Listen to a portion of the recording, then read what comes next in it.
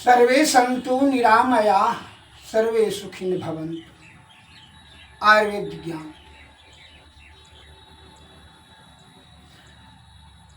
भारतवासियों को मेरा हार्दिक अभिनंदन।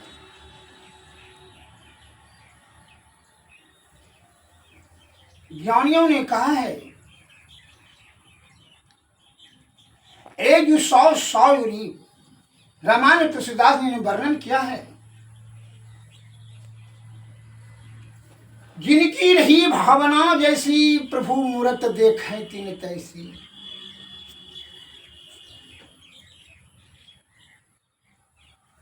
जब मैं आपको शास्त्र दिखा करके भैंसठ रत्नावली दिखा करके कुछ आयुर्वेद का ज्ञान देने की चेष्टा करता हूं तो आप नाना प्रकार का सोच आपके मस्तिष्क में घूमने लगता है।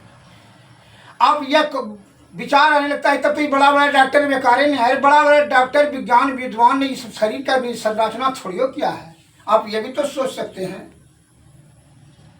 कि आयुर्वेद की संरचना करने वाले परमपिता परमेश्वर ने ही इस शरीर की संरचना की है। इसकी भार कर करके इसमें जिस चीज की आवश्यकता वो पहले दे चुकी है। इसकी आवश्यकता है न कि बड़ा बड़ा डॉक्टर और बड़ा बड़ा दवाई का इसमें जरूरत नहीं है। हमारे महापुरुषों ने आसन कृपा कर करके शास्त्र में ज्ञान को संकलित कर दिया। अब हम लोगों को तो परिश्रम करने की जरूरत क्या है? ज्ञान तो समझ सब चीज है। अत्र तत्र भटकने की क्या जरूरत है? बहकावे में आने की क्या जरूरत है? पूंजीपति छल कपट परपंच बेईमान शैतानों ने धन संचय करने के लालच में आकर के पूंजीपतियों ने नाना प्रकार का पाखंड फैला रखा है। और जिसके कारण से हमारा दिमाग जो है मस्तिष्क गुमराह हो जाता है, गजबजा जाता है। यह करेंगे वह बढ़िया है, बढ़िया है, वह बढ़िया है, यह बढ़िया है। यही सोच में हमारा कीमती समय और स्वास्थ्य और संपत्ति सब तीनों नष्ट हो जाता है।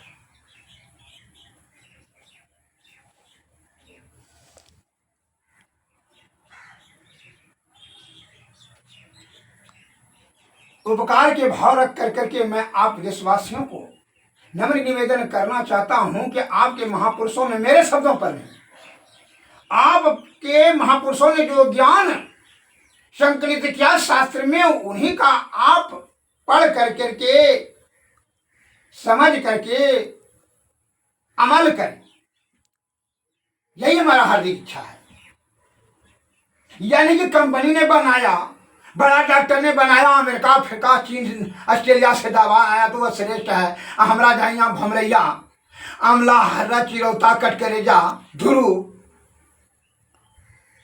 का घर के बाद नजदीक है, पैरों के निकट में पूरा प्रचुर मात्रा में है। इसका वैल्यू नहीं है, इसमें प्रभाव नहीं है। क्या लजौनी ले जाना छोड़ दिया, इमली खटाई छोड़ दी, धतुरा रसा देना बंद कर दिया, निम्न चिताई देना बंद कर दिया। 1 लाख आदमी बोले कि नहीं मीठा हो गया, ऐसा हो जाएगा? कभी नहीं होगा। God help those who help them. प्रकृति जो जिसमें जितनी शक्ति दे चुकी है उसका जो है कुछ कम बेस नहीं होगा, काट फकट कुछ नहीं होगा।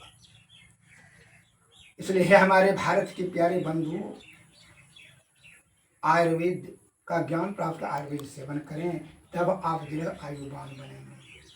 मैं आप लोगों को एक उपमा देता हूं क्या कि विचार कैसे विभिन्न भ्रम में फंस जाता है।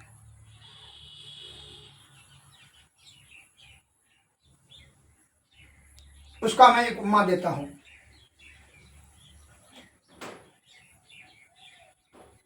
एक सुग्गा जो है पिंजरा में चाय के दुकान में बाजार में लटक रहा था।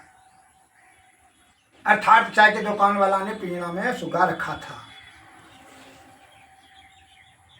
उस जगह महात्मा जी भी थे, मौलवी साहब भी थे। एक बूढ़ी में नून प्याज बेच रही थी। बाजार में तो अनेक प्रकार का आदमी जाते आते हैं, इसमें कहने की क्या जरूरत है। तो सुगवा कुछ कहते करके कुछ बोला तो उस जगह जो है मौलवी साहब ने महात्मा जी से पूछता है, महात्मा जी सुगवा क्या बोल रहा है पिंजरा में? तो महात्मा जी के भाव के अनुसार महात्मा जी ने कहा कि राम सीता दशरथ, राम सीता दशरथ। मौलवी साहब ने उस बात को काटते हुए बताया कि नहीं, यह नहीं बोल रहा है सुगवा, तो क्या आपने तो बताया कि खुदा तेरी कुदरत, खुदा तेरी कुदरत। उस जगह बुढ़िया भी जो नून प्याज बेची, उसमें बुढ़िया कहती क्या आप दोनों बकबक कर रहे हैं पागल की तरह। भाई बोलता सुबह के बुढ़िया तब तुम ही बता दो। तो बुढ़िया बोलती है नून प्याज अदरक, नून प्याज अदरक। उधर से तो पहलवान जी आए, पहलवान जी बुढ़िया को डांटते हुए भाई चुप रहो बुढ़िया, बुढ़ ले ली कहीं की। सुखबा बोलता है नून प्याज, चलो पहलवान जी बुढ़िया घबरा गई, भयभीत हो गई पहलवान को देख करके। बोलता है पहलवान जी तुम आप ही बता दीजिए सुखबा क्या बोला, क्योंकि दंडवत की कसरत, दंडवत की कसरत। क्या ये चारों बात बोल रहा था सुख? मैं श्रीमान से पूछना चाहता हूं, ये चारों बात बोल रहा था सुखबा? जवाब दीजिए। जिसके जिसके मन में जो जो भाव हुआ वही अपना वक्तव्य रखा।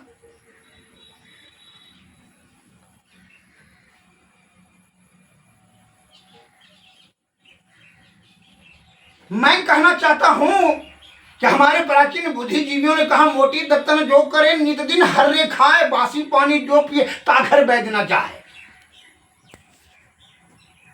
और टीवी पर भी प्रचार दे रहा है संडे हो या मंडे रोज खाओ अंडे।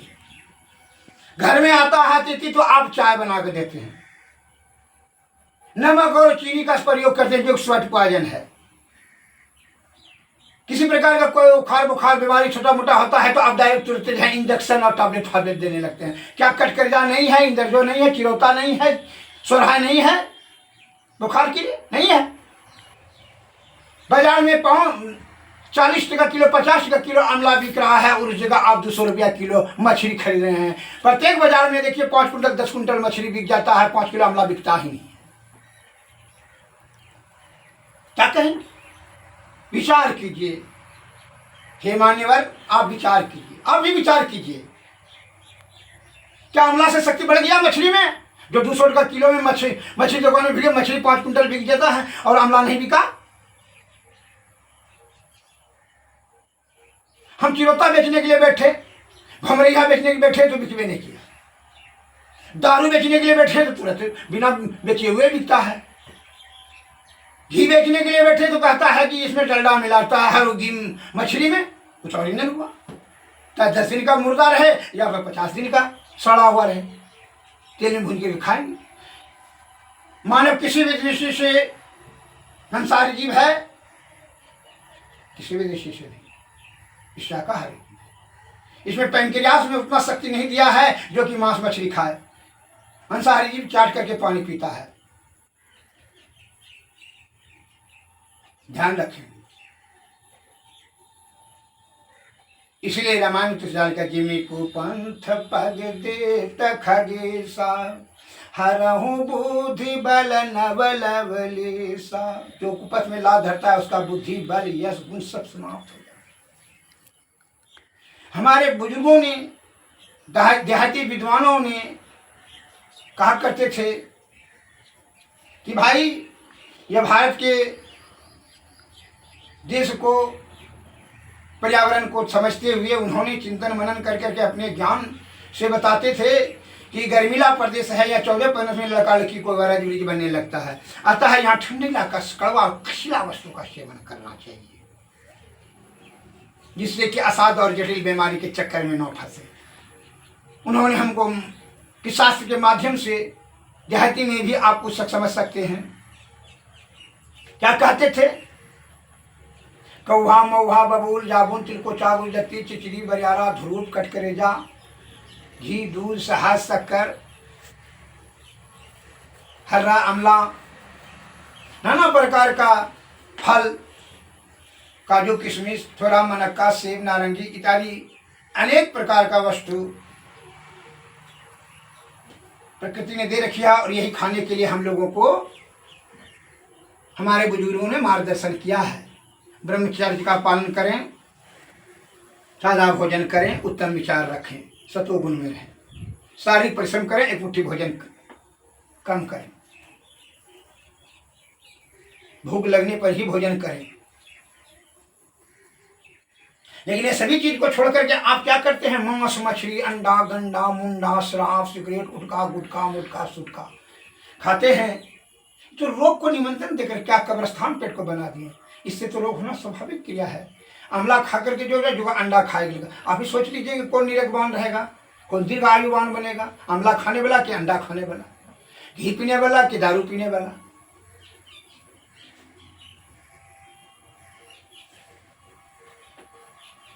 आप सोच करके समझ कर करके, मैं नहीं कहता हूं कि आप जो है यकीन न कीजिए वो आपका जो है अंतःकरण इंद्रियां, जो छठी इंद्रियां भीतर में जो है आपका विवेक क्या कहता है यही करने के लिए, यही पहले खाने पीने को सुधारो तब नस नस को मारो। मांस मछली अंडा गंडा, इसलिए रामायण तुलसीदास का खा लिया और रोग को निमंत्रण दे करके बुला लिया, और क्या कहता है इलाज करने के लिए बड़ा बड़ा डॉक्टर का खोज करने में मति भ्रष्ट हो गया। आपने तो रोग को निमंत्रण दे करके बुलाया।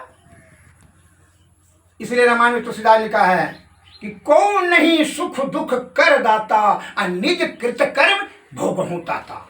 हे भाई, कोई सुख और दुख नहीं देने वाला है, निज कृत कर्म, आपका कृत कर्म से ही, खान पीन से ही आपको सुख और दुख उत्पन्न होता है।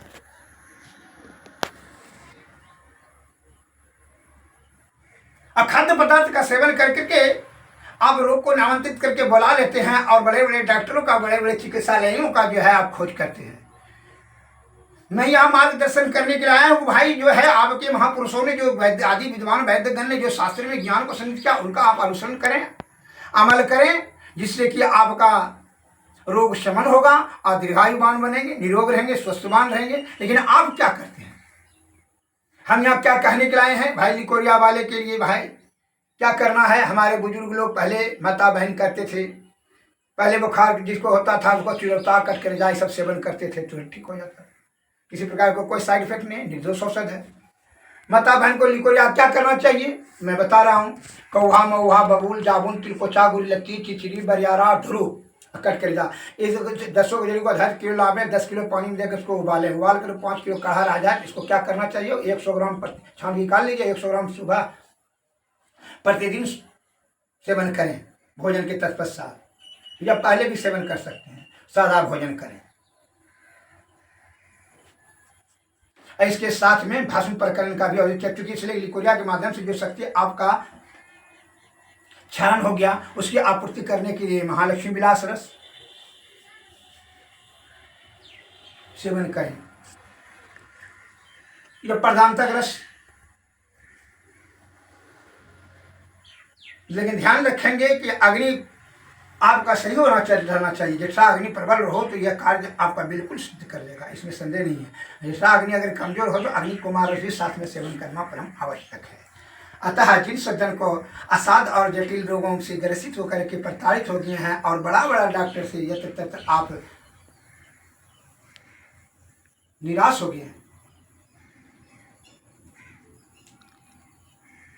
उन सज्जन से निवेदन है कि आप हमारे चिकित्सालय पर आने कैसे करेंगे, आपको भस्म प्रकरण और तथा जड़ी बूटी प्रकरण से उत्तम सेवा दे करके प्रसन्नचित्त कर लेंगे, इसमें संशय नहीं है। क्योंकि इसलिए कि निरंतर मैं 40 वर्षों से आपका सेवा में सदैव तत्पर हूँ, और उपकार के दृष्टि से मैं ज्ञान को जो है उल्लेख खुले विचार के खुले स्पष्टीकरण से मैं कर रहा हूँ। कि भाव प्रकाश में भी लिखा गया है, आप देख लीजिए। अगर यदि आपको जो सज्जन को इधर दिखला दीजिए, काव्याद रस देख लीजिए, ये भैंसत जितनावली है, आप यहाँ देखिए। भैंसत जितनावली में काव्याद रस का मैं पढ़ रहा करके सुना देता हूँ कि इसका क्या है, इसका क्या कार्य है। संस्कृत में भी है, संस्कृत में इसका टीकाकरण किया गया हिंदी में। देखिए, शुद्ध पारा 4 तोले, शुद्ध गंधक 8 तोले, ताम्र भस्म 2 तोले, लौह भस्म 2 तोले, इन सबको एकत्र कूट करके लोहे के कढ़ाई में डाल करके मंद मंद आंच से पकावें। जब अच्छे प्रकार से पक हो जाए तब अंडी के पत्ते के साथ लपेट कर उसकी परपट्टी बना लेवें। फिर उस परपट्टी को जम्भीरी नींबू में 100 पल रस में धीरे धीरे पकावें। जब सब रस सूख जाए तो पंचकोल के रस क्वाथ 100 पल और अम्ल बेत के 100 पल क्वाथ में पृथक पृथक डालकर भावना देवें। इधर दिखाइए, इधर दिखाइए। पश्चात सुहागे की खील 16 तोले, बरियार संचारण नमक 8 तोले और काली मिर्चों को चूर्ण 40 तोले मिलाकर भीगे हुए चनों के खार में पानी में 7 बार भावना देवें। यह तो क्या हुआ, मंथानक भैरव का कहा हुआ यह काव्याद नाम वाला प्रसिद्ध रस सिद्ध होता है।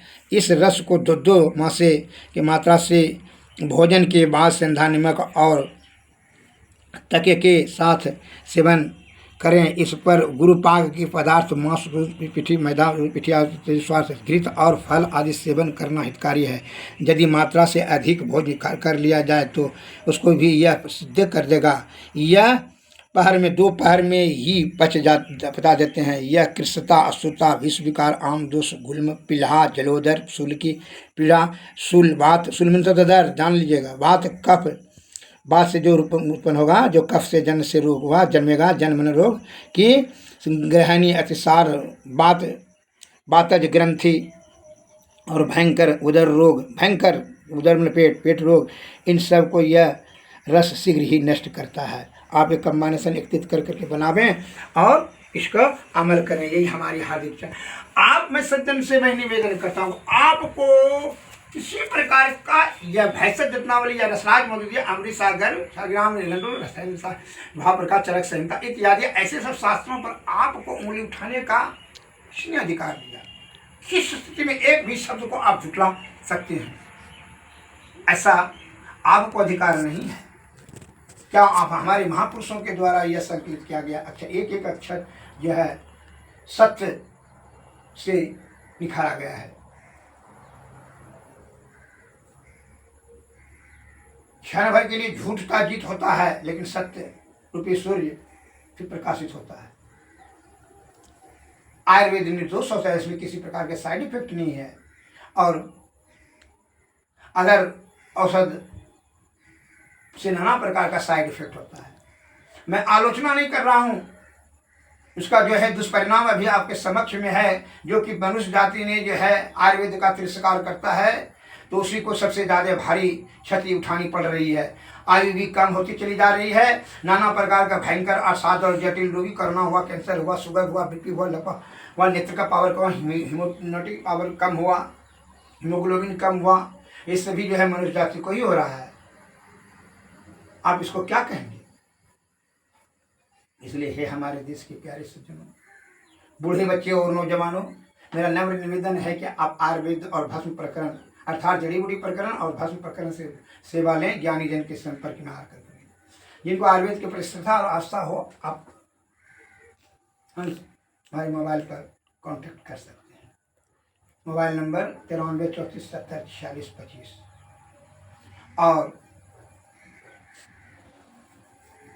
दूसरे लोग के बारे में, मिर्गी उन्माद इसके बारे में दूसरे पार्ट में बनाएंगे।